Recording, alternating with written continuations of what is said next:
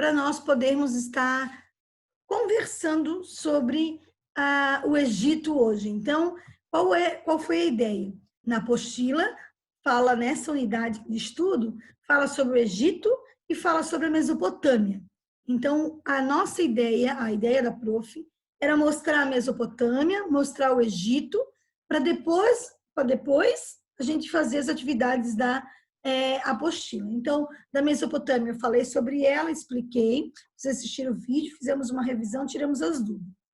E agora, hoje, nós vamos falar sobre o Egito, tá? Essa civilização, a mãe do provérbio, essa civilização que é muito importante para a história. Além de importante, ela tem algumas características que são parecidas com as características da Mesopotâmia. Tá? Então, assim, o vídeo começa mostrando o Cairo, capital do Egito, né? E aí desconstrói a ideia, foi o que vocês estavam falando antes, que o Egito é só a parte histórica, que o Egito é só pirâmides, né? Ou seja, mostra uma capital, uma metrópole, na verdade, né? Vocês perceberam que lá não tem legislação de trânsito, né? Nessa metrópole. Então, toda a questão comercial. E depois a ida deles às pirâmides de Gizé, elas ficam no Cairo, na capital do Egito. E depois, quanto que eles tiveram que... as horas de viagem para chegar na parte histórica mesmo, que é onde está as pirâmides de Gizé. Então, são 3 pirâmides, tá? Quélpis, Kéfrin e Miquerinos. As 3 pirâmides lá do complexo de Gizé. Quélpis é a maior, Quélpis a do meio e Miquerinos a menorzinha, né? Por que elas foram... por que elas são menores? Tá? Uma é menor do que a outra. Porque é o pai, o filho e o neto. E respeito ao poder, né, do pai, o filho construiu a pirâmide 10 metros menor e o neto da mesma maneira, né, em respeito. Então, as pirâmides têm todo um significado. A construção se deu das pirâmides, o objetivo das construções era a ideia da vida após a morte. Então, tem uma ideia religiosa. Quando o indivíduo já se torna um faraó, a primeira coisa que ele manda fazer é construir a sua pirâmide, para guardar o seu corpo, porque ele acredita na vida após a morte. Então, ele acredita que resguardar o corpo, mumificar o corpo, guardar o corpo, inclusive guardar com todos os seus pertences, porque eles guardavam todo o ouro do faraó, todos os pertences do faraó dentro da pirâmide, junto com o corpo, porque ele precisaria disso na sua vida, na sua nova vida após a morte, nessa vida eterna, né? Eles acreditavam. Então, essas pirâmides resistiram milênios. E surgiu teorias para a construção das pirâmides, até que quem construiu as pirâmides foram extraterrestres. Até isso foi falado, né? Então, quando a pessoa, vocês viram lá, eu acho que no documentário é muito legal isso, porque parece ela chegando nas pirâmides e a gente tem a real noção do tamanho, até porque a pirâmide de Quélpis, ela era considerada o maior prédio, a maior construção por praticamente 4.000 anos. Ela foi equivalente a um prédio de 50 andares. Cada bloco daquele ali, tá, tem mais de 2 toneladas. Cada bloco. Era um sistema de encaixe. Então, eles traziam pelo Rio Nilo, quando havia a cheia do Rio Nilo, traziam aqueles blocos, né, de variados tamanhos, os blocos não tinham o mesmo tamanho, e depois iam construindo essa pirâmide num sistema de contrapeso, e de dentro para fora. Tá? Muitos escravos morreram na construção das pirâmides. Tem histórias que eles colocam, lembra um carrinho de rolimã, eles colocam essa rocha em cima desse, como se ele fosse um carrinho de rolimã, para puxar. E tem histórias que algumas pessoas ficaram esmagadas ali entre um bloco de rocha e outro bloco, a pessoa ficou esmagada. E eles não conseguiam tirar o corpo ficava ali. Aí eles colocavam outra rocha em cima e o corpo da pessoa ficava ali. Então, tem muitas dessas histórias e, obviamente, precisava de muita gente para construir uma pirâmide, né? E poderia demorar mais de uma década para construir uma pirâmide. A Kelps foram 20 anos de construção, imaginem vocês, 20 anos construindo a morada do faraó. É o símbolo de poder também dos faraós. Olha só uma coisa importante, o Egito ele tem um único rei, um único líder que unifica o Egito inteiro, que é o faraó. Tá? Então, ele comanda todo o Egito, chamado Baixo Egito, chamado Alto Egito, ele vai comandar tudo. Então, isso também é muito importante a gente estar falando, a figura do faraó. Aí, consegui voltar. Conseguiu? Então, assim, ó. Ah, eu vou pegar um negócio. Gravando muito. Eu vou pegar uma coisa para vocês bem legal. Peraí. Eu tô aqui pertinho da minha biblioteca e aqui dentro eu tenho um papiro. Estão conseguindo ver? Sim. Ah, ele tá no quadro. Oi. Posso mostrar um negócio na câmera? Oh, deixa eu ficar aqui, ó. Oh, deixa eu te mostrar aqui, ó, na câmera. Pra você ver.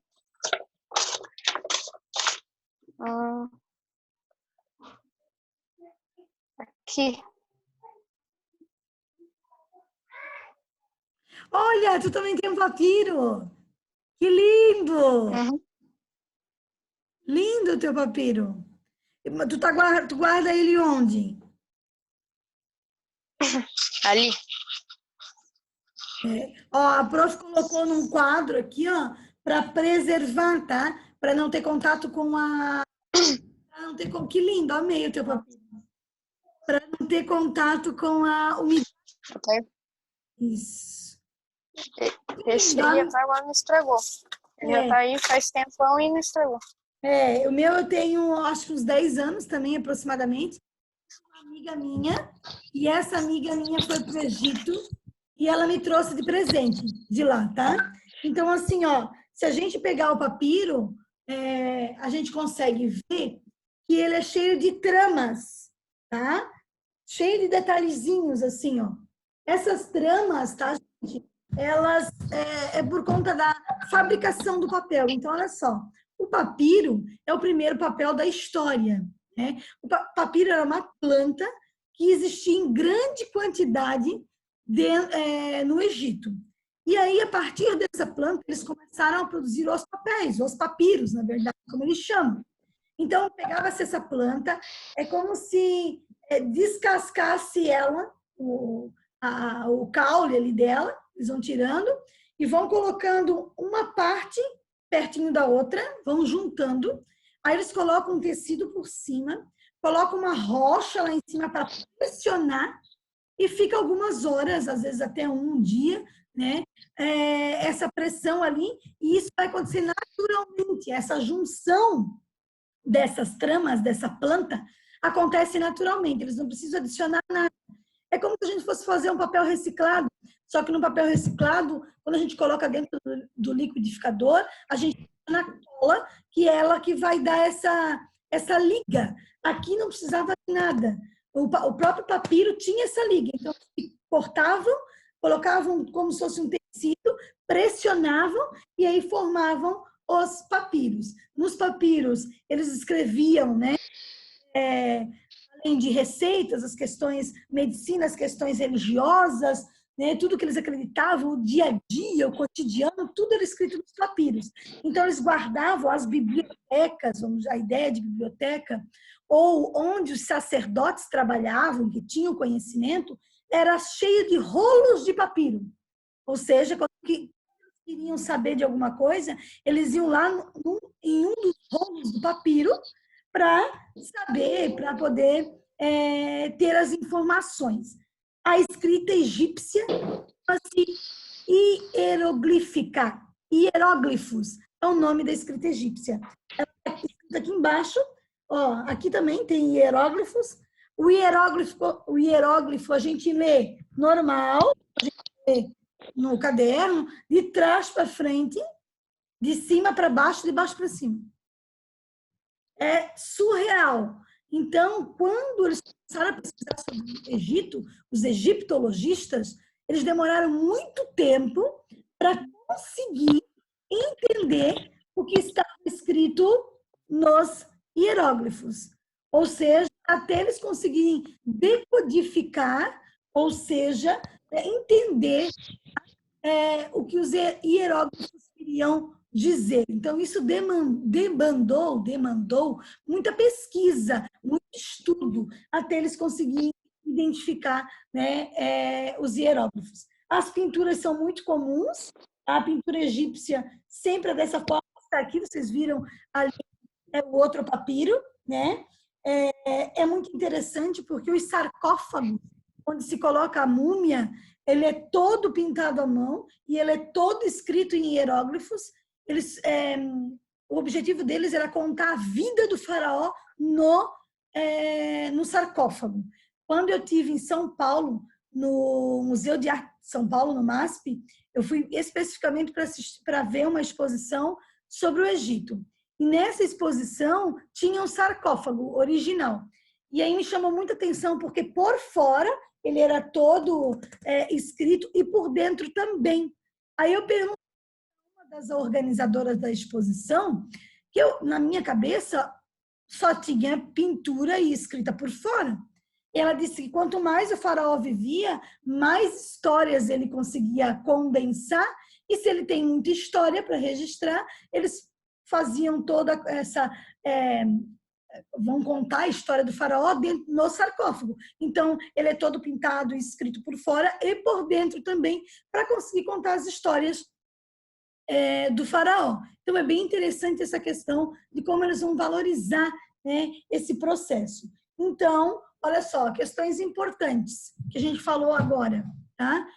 Sobre o Egito. Nós temos, então, a escrita, que chama-se escrita hieroglífica. Nós temos as 3 principais pirâmides, tá? Que são consideradas maravilhas, né? Do mundo, uma das 7 maravilhas do mundo, e o que restou do mundo antigo está lá, tá? Na Mesopotâmia, por que não ficou nada? Porque eles usavam argila, tipo tijolo, argila, e não vai resistir muitas décadas, né? E principalmente milênios.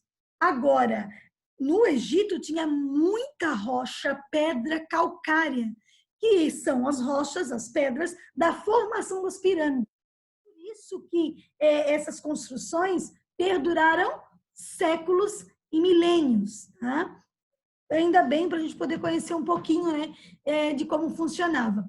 Vocês perceberam que ela visita uma das pirâmides. Então, ela tem que entrar, né, não sei quantos metros, depois subir até chegar na câmara mortuária, onde ficava a múmia, onde ficava o corpo do faraó mumificado. Já viram o filme de Indiana Jones, né? Possivelmente. A ideia de brincar com essa questão da arqueologia do Indiana Jones, ela faz sentido em que momento? No filme do Indiana Jones, ele passa por várias armadilhas até chegar no objeto que ele está procurando. E no Egito, isso realmente acontecia. Ou seja, havia dentro das pirâmides, tá, gente? Uma série de armadilhas. Por quê? Para que eles não conseguissem chegar na múmia. Não só para cuidar da múmia, mas para cuidar do ouro do faraó, dos pertences do faraó. Tá? Para não roubarem?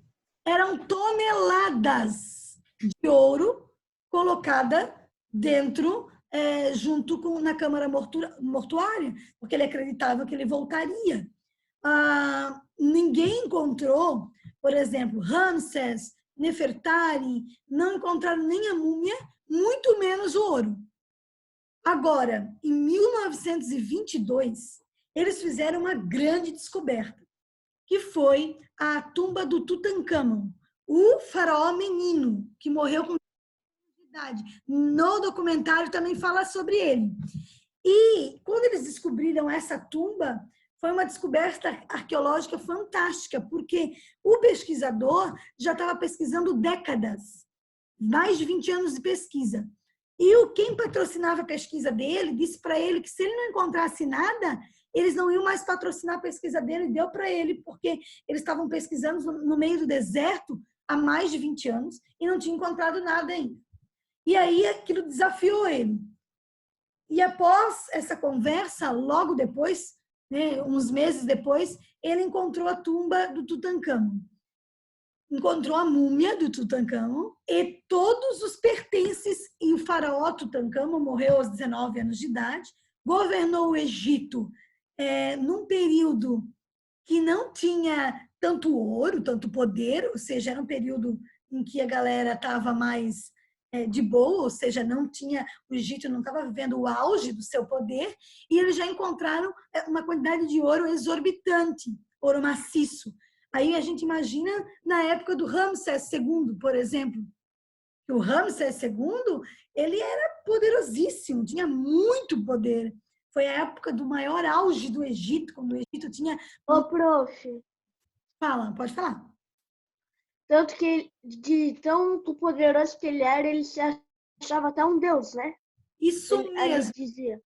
muito bem. Ele, Isso é muito importante que o Otávio falou, que é o seguinte, os faraós se achavam representantes dos deuses, e o Ramsés do deus mais poderoso, que era Amon-Ra.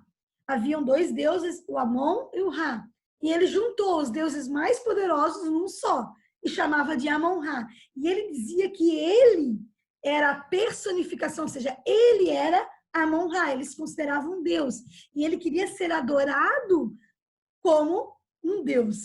Né? Por isso que ele faz construções gigantescas. E onde tem, no Vale dos Reis, onde ficava a múmia dele, tem muito, muito poder. Eles conseguiram entrar na tumba da Nefertari, né? Que era a esposa dele.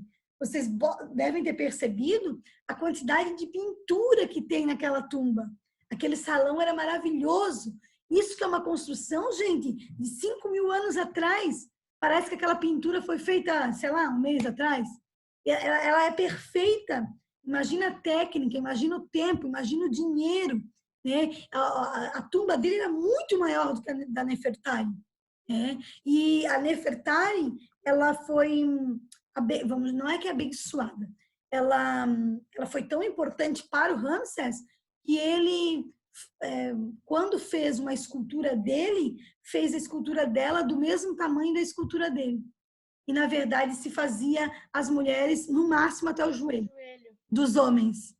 Eu lembro dessa parte no documentário que eles falaram lá. Então, ela foi importante. Ela era uma das mulheres mais bonitas que se tem notícia. E quem está falando? De Cleópatra? De Cleópatra? Não, nós estamos falando da Nefertari. Ah. O Mateus, a Cleópatra não era considerada uma mulher bonita. Pela teologia. Ela era muito cedo. Ela conseguia alcançar os seus objetivos, mas ela não é vista pelos historiadores, pesquisadores e arqueólogos como uma mulher fisicamente muito bonita. Ela era muito articulada, ela tinha as artimanhas, ela conseguia convencer, então ela era danada, assim, mas fisicamente não era uma mulher que chamava muito a atenção, né?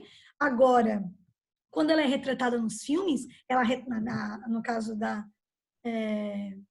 quando ela é retratada nos filmes como uma mulher muito bonita, mas a arqueologia fala que não era bem assim, né? Comprovação nós não temos. Agora, a rainha Nefertari, todos os escritos dizem que ela era uma das mulheres mais bonitas que se tinha notícia. Foi por isso que o Ramsés teve muitas mulheres, mas a principal para ele, a que ele mais valorizava, era Nefertari. E foi na tumba dela que eles acabaram entrando.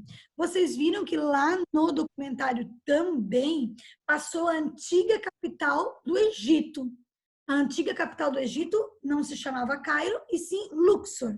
Eles passearam de balão sobre Luxor. E é bem legal, porque você consegue em Luxor ver a questão das plantações, né? Das margens do rio Nilo. E aí a gente, quando lembra do Egito, lembra de deserto, mas é uma região que também era uma região muito próspera na agricultura, ou seja, era uma região fértil. Os pesquisadores dizem que as margens do rio Nilo são as mais férteis do mundo inteiro. Então, quando ela passeia de balão, a gente consegue ver muito isso, as margens do rio Nilo e aquele verde assim maravilhoso que é resultado dessa fertilidade do rio Nilo. Então, assim, tem a parte desértica, sim, mas eles vão habitar a região e vão se transformar numa grande civilização por conta das enchentes do rio Nilo e além das enchentes, da fertilidade do solo. Então, qual é a diferença lá da Mesopotâmia para o Egito? Na Mesopotâmia, as enchentes são muito violentas, eles não têm controle. Já no rio Nilo, essas enchentes são totalmente controláveis, ou seja, eles sabem até onde o rio vai. E quando o rio baixa o seu volume, ou seja, essa enchente termina, essa região fica muito unífera, ou seja, é um solo muito unífero, é um solo propício para a agricultura, por conta dos resíduos trazidos em virtude das enchentes do rio Nilo. Então, eles se desenvolveram a partir do rio Nilo. Por isso que a gente fala que o rio Nilo é a dádiva do Egito, é o presente do Egito, porque tudo se deu nas margens do rio Nilo. Então, antes de se tornar uma civilização conhecidíssima, antes das pirâmides, quando eles começaram a habitar aquela região, eles habitavam as margens do rio Nilo, praticavam a agricultura, foram se desenvolvendo, fizeram diques, fizeram sistemas de irrigação para levar água até onde não tinha água, começaram a se tornar prósperos, foram crescendo, foram se tornando uma civilização importante e chegou daí ao poder que foi a civilização egípcia.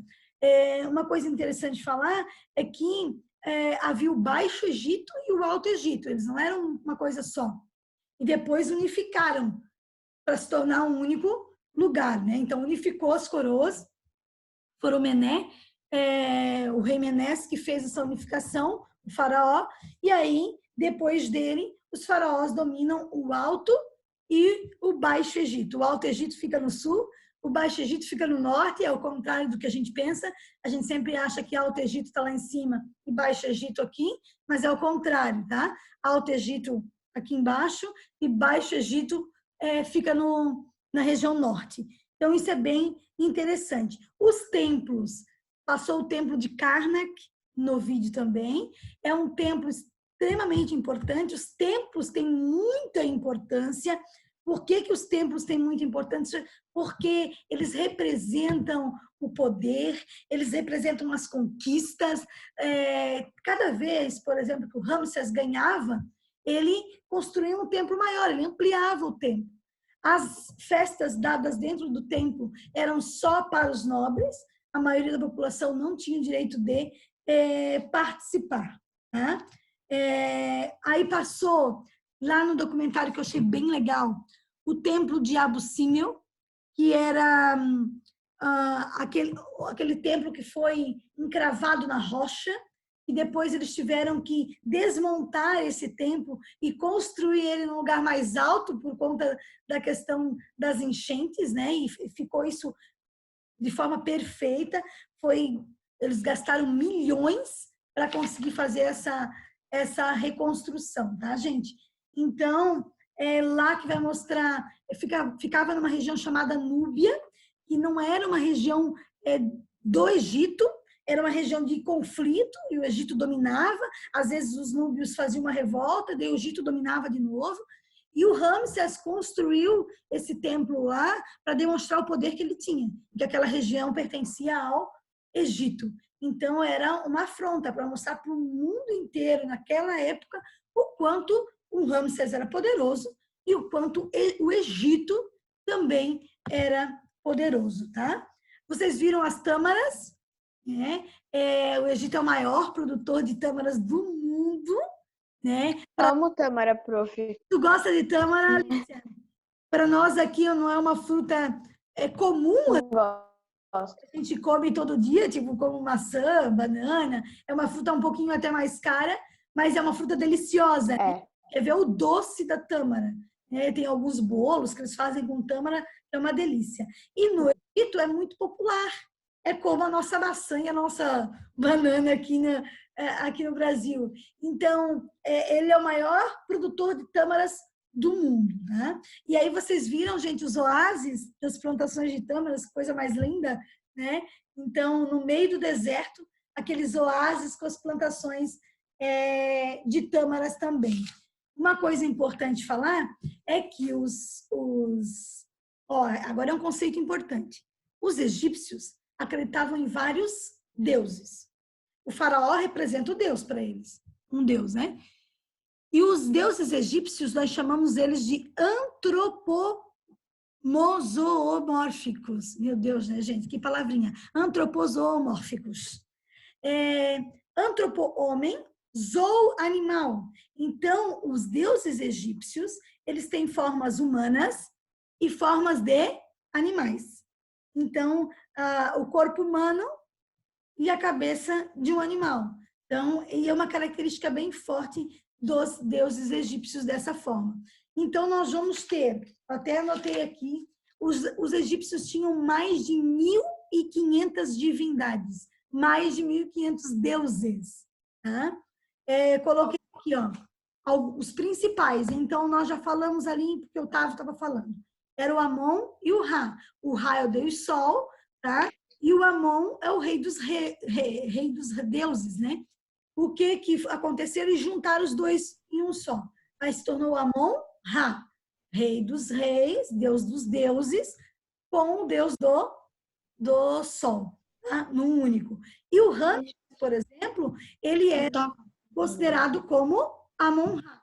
Queria ser adorado como os deuses. Aí nós vamos ter Mut, que é a deusa mãe, Osíris, certo? Se tornou o juiz, aí o deus dos mortos, ele auxilia ali após a morte, então ele é bem falado, né? Aí o Set, que é deus do caos, né? Das pestes, do deserto, a Ísis, que é a deusa da ressurreição, ela que trouxe Osíris de volta, quando Osíris foi morto, ela tem uma cabeça e chifre de vaca. Horus, o deus da vingança, tá? Tem a cabeça de falcão. Anubis, com a cabeça do chacal lá, e o Anubis, gente, ele é responsável pelo reino dos mortos, certo? E aí o Ra, que eu já falei, é o deus do sol, e o Tote, que é o deus do conhecimento, deus da sabedoria, que tem a cabeça de babuíno. Então, esses aqui são os principais deuses, a gente vai ouvir falar bastante do Amon-Ra, e vamos ouvir falar bastante, principalmente de Anubis e Osíris, porque eles são os deuses dos mortos, porque os egípcios acreditavam na vida após a morte. Otávio, quer falar alguma coisa? Não, eu estava vendo um filme que o nome é Deuses do Egito. Tu já viu? Eu já vi. Uhum. Sim, e lá eu comecei a anotar o nome dos deuses. Lá tinha o Tote, que tu falou, tinha o Anubis. Só que ali tinha uma deusa, que é a deusa da proteção, é Méter. Isso mesmo. Uhum. Méter é a deusa da proteção. Da proteção. Né? Isso mesmo. Ô, Otávio, ali são os principais mesmo, né? E aí depois tem outros, porque eles tinham 1.500 divindades. Pensa, o que a gente vai ouvir falar bastante, então, é o Amon-Ra, por conta do poder do faraó, e Osíris e Anubis, por conta da crença deles na vida após a morte. Por isso que eles vão mumificar o corpo, tá, gente? A mumificação é feita porque eles acreditam na vida após a morte. Gente, pensa, eles deixam o corpo 30 dias de molho no sal. 30 dias. Eles pegam o corpo, eles tiram todas as vísceras, ou seja, todos os órgãos. Depois, eles colocam dentro do corpo, só deixa o coração. mirra, um tipo de óleo, palha, eles vão enchendo, preenchendo esse corpo. Antes disso, antes de fazer esse preenchimento, esse corpo fica 30 a 60 dias mergulhados no sal, para conseguir fazer com que... Ai, tem um nome, calma que a prof vai lembrar. Desidratar. Eles desidratavam o corpo no sal. Então, desidratava, daí fica só o osso e aquela pele. Aí, entre o osso e a pele, pensa, fica uma coisa meia... Aí eles vão preenchendo entre o osso e a pele para ficar mais bonitinho, né? Eles vão preenchendo, né, com linho, com o que eles tinham. Tá? Serragem, eles vão fazendo preenchimento. Aí mirra, que é um óleo. Depois disso, aí eles vão colocar lá o linho, enrolar a múmia e preparar ela para colocar no sarcófago. Geralmente colocava uma máscara mortuária, que era 18, 19, até 20 quilos de ouro maciço, colocava aquela máscara na múmia, fazia o cortejo para guardar a múmia junto com seus pertences dentro da pirâmide. Ou, no caso, lá no Vale dos Reis também. Tá? Quanto mais pertences, mais riqueza tinha, mais se guardava as riquezas lá dentro. Já ouviram falar do... Calma, meu Deus, agora me deu um branco. O grande líder francês, ele saqueou... Esqueci o nome dele agora, gente. Ele saqueou muito o Egito, roubou muito ouro, e inclusive aconteceu no Egito uma época em que os egípcios eles escondiam os corpos, as múmias, eles começaram a carregar a múmia de um lugar para o outro. Foi bem doido isso que aconteceu, porque eles tinham medo que Napoleão Bonaparte, viu como eu lembrei, dá o branco, Napoleão Bonaparte roubasse mais ainda do que já estava saqueando e roubando o ouro, por exemplo, o ouro das múmias dos egípcios, inclusive as múmias também. Ele tinha um valor histórico, né? E eles começaram a fazer isso, trocar as múmias de lugar. Então, tem cenas que mostram eles carregando várias múmias, assim, vídeos, mudando de lugar, para que o Napoleão Bonaparte, por exemplo, não encontrasse essas múmias. Napoleão Bonaparte é 1789, nossa era, agora, século XVIII. A gente está falando de uma história de quase 5.000 anos atrás. Só que os egípcios, eles vamos dizer assim, respeitam muito a questão histórica.